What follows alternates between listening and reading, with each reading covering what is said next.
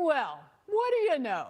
Blue states are getting duped by the Democrats' ever-increasing minimum wage dreams. Let's start in Mondani's New York City, where the council is now flirting with a nationwide record. Those overachievers have tossed out a $30 an hour minimum wage, up from the current $17 minimum. See, I got choked. It's so ridiculous. Big jump. Maybe they should take a look at Chicago, which passed a similar mandate 2 years ago, but now getting cold feet. The city council just froze wage increases for tipped workers because it was drowning business owners. But the real poster child of failure goes to, well, guess it. It's California. A new study provoking what we all knew. Newsom's $20 an hour minimum wage mandate on the fast food industry backfiring bigly. A UC Santa Cruz report warning of this, citing a local McDonald's franchise as an example where employee hours fell by 11.7% after that law took effect, equivalent to roughly 62 full-time jobs. So, ladies and gentlemen, in today's video, I want to get into this because across the country, in blue states, you have Democrats believing that they can solve economic issues with terrible Democrat policies. And well, as you can see, it's not working out too well in these major cities. In New York City, we got Zoran Mamdani, he's proposing a minimum wage increase from $17 to $30 an hour. Which, I mean, okay, sounds good, but it doesn't take an economic expert to realize what that will do. Matter of fact, you have examples of what it actually does do. I mean, look at Chicago. And of course, California, that passed a $20 minimum wage. And so as obvious as this is to see why this is not a good idea, somehow Democrats keep thinking it is, and it seems you can try to warn Democrats and liberals about the effects of their insane economic policies, but they don't want to listen. And now the blowback is being studied, ladies and gentlemen, and documented. And so we're going to get into that. But first, let's jump into the first segment, breaking down the effects from these policies. But don't forget, if you enjoy the content, smash that thumbs up button. That's the best way to let me know. Stay locked in with future videos, subscribe to the channel, and make sure you hit all for your notifications. Let's jump right into it. Actions certainly have consequences, and for new legislation in California, that means consumers have to pay the price, literally. The new $20 minimum wage not only leading to layoffs, but also immediate price increases. The New York Post was on the ground scouting out menus. As at Burger King, a Texas Double Whopper, wow, that sounds good. That meal cost $15.09 on March 29th. By April 1st, when the law went into effect, it sprung up to $16.89. That's a 12% increase overnight. Over at In-N-Out Burger, a favorite across the state, prices shot up by 25 cents. A quarter may not seem like a lot, but let's look at the big picture. Customers across the nation have already been dealing with a 30% spike in fast food prices since 2020. Unbelievable, sticker shock. I mean, yeah, who knew? Doing something like increasing the minimum wage so fast by so much on fast food workers who, let's be honest, it's low skill work. I worked fast food back in college. It is not a high skill job. And so as a result, let's jump into the next clip because as expected, when this originally went down, people started losing their jobs and it happened fast. Take a listen. We had walked up and those close signs, that was it. 20 employees in Lemoore were let go today because the owner says he could not afford to pay them with that increase. Now employees are upset, saying they were blindsided when coming into work. Fox 26 reporter Sophia Lesios explains why those employees were in disbelief. Sophia, what a surprise. Yeah, Monty, former employees tell me that at first they thought it was an April Fool's joke, but that quickly changed when their boss handed them their final check. I was so caught off guard. We had no type of notice, no type of warning even. I mean, the owner had told me Happy Easter. Employees at Foster Freeze in Lemoore say they're now out of a job. We had gotten a text in the group chat that we were shutting down, and I completely thought it was an April Fool's joke. Turns out he wasn't the only one. Did you guys think that this was an April Fool's joke? Yes. Yes. I thought, like, you must be joking. You must be playing with me. But this was no joke. By the time I got here, there was people like in uniforms ready to start their day, not knowing that that would be their last check. Monica Navarro, the former assistant manager, says when she got to the restaurant in the morning, the locks were being changed and employees were handed their final check. I had walked in and he had just immediately was like, you guys are out of a job. Like, I'm sorry. While we were there at the Foster Freeze restaurant, owner Lauren Wright was walking out. I tried to get a statement. I think he's going to take off before we even get a chance to talk to him. Excuse me, Lauren? But he quickly drove off. Moments later, I gave him a call. Your call has been forwarded to an automatic voice message system. He did not answer, but did send a text saying in part, I couldn't survive the mandated wage increases. Last thing I ever wanted was to close down. But by Friday night, I knew I was most likely not going to be able to stay open, but I didn't want to ruin their Easter Sunday. So you heard that, ladies and gentlemen, and not really a shocker, right? I mean, what do you expect? I mean, I get it. People like to look at people who own a business, sometimes the owner, as the enemy, the greedy boss, right? Who gets to get rich off of their employee labor, giving them scraps. I get it. But business owners do take tremendous risks starting a business, and especially in the food industry, the margins are slim.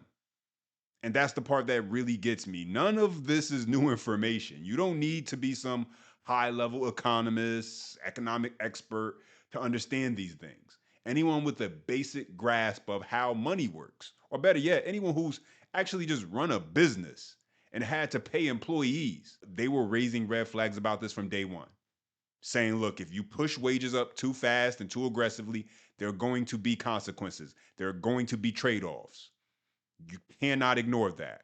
But those warnings, they got completely brushed off because at the end of the day, you had California Democrats, oh, thank Gavin Newsom, they were going to push this through no matter what. It sounded good and it felt good. And for Democrats, that's usually enough. But now fast forward and here we are, the data is starting to come out, the studies are being done. And guess what? It's confirming exactly what people were trying to tell them from the beginning. Take a listen. Statewide minimum wage hike for fast food workers is now set at $20 an hour. It was designed to help struggling employees, but a new study from UC Santa Cruz suggests it may be doing the complete opposite. Yeah, Fox 26 News reporter Myra Franco breaks down the findings for us and what it reveals. Myra. The study shows more people are applying for fast food jobs, but many are not seeing increased hours or even securing employment at all. It also finds businesses are cutting shifts, customers are paying higher prices, and more machines are replacing workers. Last February, we first brought you this story. Is California's minimum wage increase a policy success or a policy failure? A new study released by the Berkeley Research Group has an answer for that. And once again, the question is being raised by another study, this one from UC Santa Cruz. The report shows many of the same trends still playing out. Researchers talk about how the $20 fast food minimum wage has created unintended consequences across the industry. We heard that then. Before the wage increase, they had a certain amount of hours. They're going to end up with the same check because their hours are severely decreased. It's survival mode. You continue to read and see in real time, owners that are upgrading, they're getting kiosks, they're not having people work as many hours, people aren't getting overtime, people aren't expanding in the state of California. And we're hearing it again. We circled back with Tom Monzo, the founder of the California Business and Industrial Alliance, to get his take on this study and how things are looking for businesses now. You can't deny what's happening to this industry. You can't deny that places are closing. Big chains are closing. People are getting laid off. I mean, there's no denying that. And I think the studies have always proven it. Wow, color me shocked. Business owners are balancing the budget and making the necessary adjustments. And some of them are looking at the numbers and saying it's not even worth operating anymore. I mean, people start a business for a lot of reasons, but one of the main reasons is to make money, right? They can want to do a lot of things along with making money, but if they are not checking that box, what do you think is going to happen? And so now, I mean, the industry was already headed in that direction anyway, right? With more automation and fewer employees, that was already starting to happen. And so now with this, of course, they're just going to cut back on hours, cut staff, and give the people that they do keep on more responsibilities and add on more automation. Prices are going to increase, right? But you have Democrats talking about how fast food workers deserve a livable wage, but these are not high skill jobs. I did this in college my freshman year. It's meant for teenagers. Young adults may be looking for some income to gain more independence. And so, yeah, a fair minimum wage, I'm for that. But if you're signing up for this job and you're not the manager of the entire store, who usually earns a salary, besides that, I don't think it should be seen as a job that is meant to support your kids on its own, at least. You're probably going to need a second job or something because it's low skill work. That's a fact. Many people can do it. So why would there be a need to pay such a high wage if I can get a 16-year-old to do the job, right? These are harsh realities that Democrats want to ignore. They speak to their base and instead just tell them what they want to hear. When the reality is, listen, if you're depending on flipping burgers or whatever to take care of your family, you probably made some mistakes in life. Doesn't mean that you cannot rebound from it, just means that that's your reality at that current time. But let's continue and get back into it. This recent study found that more people are applying for these higher paying jobs, but few are getting hired because there are only a few of these jobs. Many companies are now turning to automation like self-service kiosks and mobile ordering. Even with fewer employees, restaurants are charging more to pay those employees more. These findings also push back against a study conducted in September of 2024 by UC Berkeley's Institute for Research on Labor and Employment, which found the wage increase boosted pay, did not force job cuts, and prices only slightly went up. We reached out to the author of that study, and he provided us with the following statement. I stand by the results in our earlier study, which relies on objective data, controls for seasonality and the demand for fast food, and carefully distinguishes between correlation and causality. We are again about to issue an updated version. It corroborates our earlier findings. In the study, UC Santa Cruz researchers also spoke with a McDonald's franchise owner in the Central Valley of 18 locations. They found employees got their hours cut by over 11.5% after the wage law took effect. That drop equals to about 62 full-time jobs. Researchers say based on the 2 years of data, the same pattern may be happening across the state and not just in Santa Cruz. Kim Madison.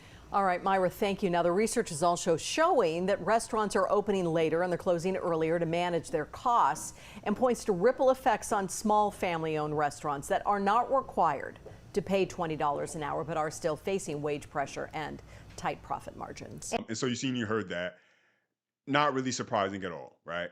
Businesses have budgets and costs, and they have to balance those things in order to be successful. The reality is, and I'm going to say it again, reiterate it, these jobs are not high-earning jobs. These are entry-level minimum skill jobs serving cheap food, or at least what was supposed to be cheap food. And that was the allure of fast food. Cheap food, minimum wage, cheap labor. That's how we keep the prices low. And that was kind of the lure of fast food. Now it's become something else, obviously, which, hey, maybe that gets people not to buy so much fast food and lose weight and that sort of thing. That's a whole nother conversation when we talk about what fast food has done, obviously, to the American public. But nonetheless, this is really about workers, people, understanding their value and being honest with themselves. Because if these workers were honest with themselves and didn't get sucked in by Democrats lying to them about, oh, you deserve a wage increase and a livable wage for flipping burgers and scooping fries. No, you don't. I'm sorry. That's the harsh reality. Not for that job. There are certain jobs that, yeah, you earn more because your value is more. I remember years ago, I worked a sales job and I was one of the top sellers. And what I enjoyed about sales was that it was a job that where you get a base pay, average, nothing really great, but you had a chance to really make your money if you could sell. And I got good at doing that part. And my value went up because I could sell and I was compensated for making the company more money. Everyone can't sell. That's a skill, right? And so people just need to understand how business works. It's usually not personal. Matter of fact, if you make yourself more valuable, a company, a good one at least, will fight to keep you because they understand the cost if they lose you and the time it takes to replace that person. And time is money for someone who's running a good business. They understand that concept. Those are my thoughts on the update. Now let me hear from you. Drop your comments down below. As always, smash that thumbs up if you do enjoy the content. And for more, subscribe to the channel. And as always, until next time.